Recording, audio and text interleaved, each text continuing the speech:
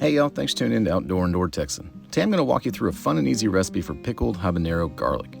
If you love garlic and spicy foods, this is a match made in heaven. You can use these cloves in cooking to add a pop of flavor and heat to just about anything, or if you're a true garlic fan, they make for a great, spicy, garlicky, vinegary snack. Getting right to it, the first thing we want to do with any pickling recipe is make the brine. We're keeping it simple for this one and combining 1 cup of white vinegar, 1 cup of water, distilled is best if you have it, and 2 teaspoons of pickling or kosher salt.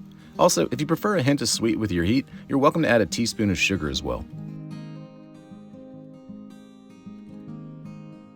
Now set that pot on your stovetop until it comes up to a simmering boil, and make sure to stir it here and there until all the salt is visibly dissolved and mixed in. While the pot heats up, let's focus on prepping our jar. First and foremost, make sure you're working with a sanitized 1-quart mason jar and a brand new lid. Clean supplies are safe supplies, especially with pickling.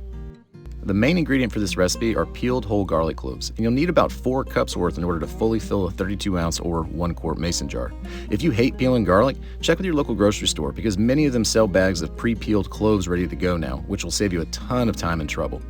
The other vital component to this recipe are habanero peppers. I took 3 whole peppers and cut coin slices out of each, leaving me about 9 slices. But if you don't want that much spicy, use less. And then if you want more spicy, use more.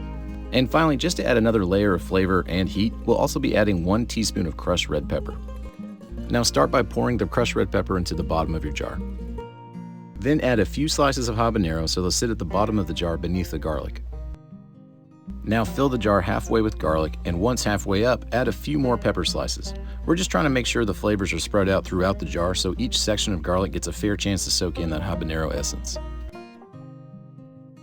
After the halfway point peppers, just keep filling your jar all the way to the top and stop when you get to the shoulders. After packing in as much garlic as you can, sprinkle those last few pepper slices at the top, leaving about ½ inch of headspace. By the time you're done packing your jar, the brine should be bubbling away over there on your stovetop.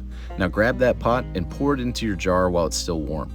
You'll want to leave about ½ inch of headspace at the top and give yourself a few minutes to try and get as many air bubbles out before moving forward. Wipe off the rim, put on a new sanitized lid, and screw down your top until it's just finger tight. Place the jar in your fridge and try your best to forget about it for at least a week, if not longer, before opening. That'll give your garlic plenty of time to soak in all those fantastic flavors. That harsh garlic bite will calm down significantly while it soaks, and then the clove will pick up that snap of heat from the habaneros as well as the subtle fruitiness.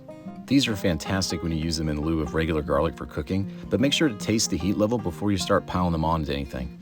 Not everyone can handle the same heat levels you can, so just be sure you know what you're working with before you start sharing. The garlic should be fine stored in your refrigerator for about 3 months, but use common sense. If there's mold growing, if it's getting slimy, or there's a really funky smell going on, don't risk it, just pitch it, and make a new batch.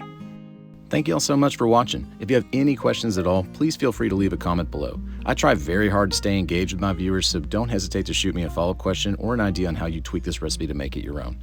If you're new to the channel, please consider subscribing for more great content to come. All right, y'all, take care.